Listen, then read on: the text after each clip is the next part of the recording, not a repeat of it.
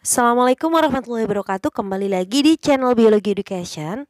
Masih di pembahasan Intan Pariwara kelas 11 di bab sel. Jadi bab pertama ini bagian asesmen harian. Oke, jadi kemungkinan di sini Mimin akan buat menjadi dua part, yaitu part 1 nomor 1 sampai dengan 10 dan part 2-nya nomor 11 sampai dengan 20.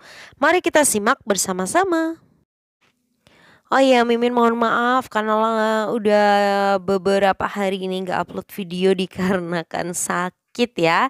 Ya seperti biasa ini cuacanya begitu panas siang hari dan malam harinya dingin jadinya flu batuk.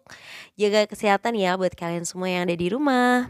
Yuk kita mulai dari nomor 1. Perhatikan bagian-bagian sel berikut. Bagian-bagian sel yang tidak dimiliki oleh E. coli adalah, jadi E. coli ini kan merupakan bakteri. Nah, bakteri itu tergolong ke dalam sel prokariotik. Di mana sel prokariotik ini ciri utamanya dia adalah tidak memiliki membran inti sel ya. Jadi nomor 5 itu dia pasti nih nggak punya. Kemudian si bakteri itu juga tidak memiliki badan Golgi dan juga lisosom ya. Jadi di sini jawabannya adalah yang C, 1, 4 dan juga nomor 5. Nomor 2, perhatikan fungsi komponen-komponen sel berikut. Fungsi komponen sel seperti pada gambar di samping ditunjukkan oleh angka. Jadi gambar di soal ini adalah gambarnya nukleus atau inti sel. Fungsinya apa saja sih nukleus? Yang pertama adalah sebagai pengendali seluruh kegiatan yang ada di dalam sel ya. Lalu membawa informasi genetik, pembawa perintah kepada organel di sitoplasma untuk bekerja sama, dan juga sebagai pengatur pembelahan sel. Jadi di sini jawaban yang paling tepat adalah yang C, nomor 2, 3 dan juga 4. Kita lanjutkan di nomor 3, pengelompokan jenis-jenis senyawa organik dan anorganik penyusun sel yang benar adalah, ingat ya, kalau senyawa organik itu senyawa yang mengandung CHU. Nah, contohnya senyawa organik di sini itu adalah si karbohidrat, protein, dan juga lemak. Jadi jawabannya adalah yang B ya, organiknya karbohidrat, lemak sama protein, sedangkan anorganiknya seperti garam mineral, air, dan juga gas-gas lainnya. Jadi jawabannya di sini adalah yang B. Nomor 4, perhatikan gambar sel prokariotik berikut. Pernyataan yang tepat terkait dengan bagian X dan Y adalah, jadi ini adalah gambarnya bakteri ya. Bagian X itu adalah bagian mesosom. Nah, bagian mesosom itu sama seperti fungsinya mitokondria kalau pada sel eukariotik, yaitu fungsinya adalah sebagai penghasil energi. Sedangkan yang bagian Y adalah nukleolit. Nah, nukleolit itu inti sel yang ada di sel prokariotik yang tidak dibatasi oleh membran inti. Jadi di dalam nukleolit itu terdapat materi genetik berupa DNA dan juga RNA yang fungsinya sebagai pembawa informasi genetik yang akan diwariskan kepada keturunannya. Jadi di sini jawaban yang paling tepat adalah yang B. Nomor 5, sistem membran khusus pada kloroplas akan melipat ke dalam membentuk bagian X. Pada tempat-tempat tertentu bagian X akan bertumpuk-tumpuk membentuk Y. Bagian X dan Y secara berturut-turut yang dimaksud di sini adalah apa? Jadi kloroplas itu kan punya lapisan membran luar dan juga membran dalam. Nah, selain itu si kloroplas juga punya membran khusus yang melipat ke arah dalam membentuk lembaran-lembaran tilakoid. Nah, kumpulan dari lembaran atau tilakoid itu tadi akan bertumpuk-tumpuk membentuk yang namanya grana. Jadi bagian X dan Y secara berturut-turut itu adalah tilakoid dan grana. Jadi jawabannya adalah yang C.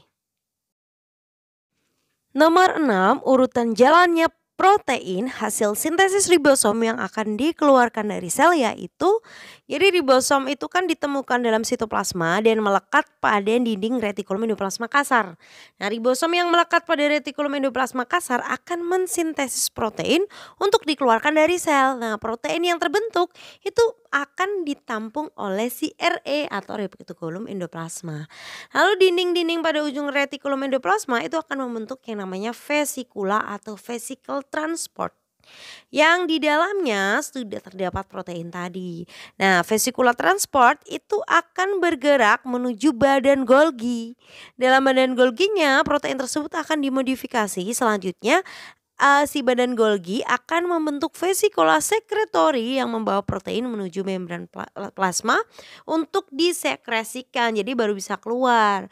So, urutannya adalah RE kasar tadi, kemudian vesicula transport, badan Golgi, dan yang terakhir adalah vesicula secretory. Jadi jawabannya adalah yang B. Nomor 7, perhatikan pernyataan-pernyataan berikut. Karakteristik bagian X ditunjukkan oleh angka. Jadi pada bagian X di sini adalah bagian fosfat ya. Ini sebenarnya bagiannya fosfolipid, cuma kalau bagian cuma kepalanya aja, lingkarannya aja itu namanya fosfat. Nah, dia sifatnya adalah hidrofilik, yaitu larut pada pelarut polar seperti air.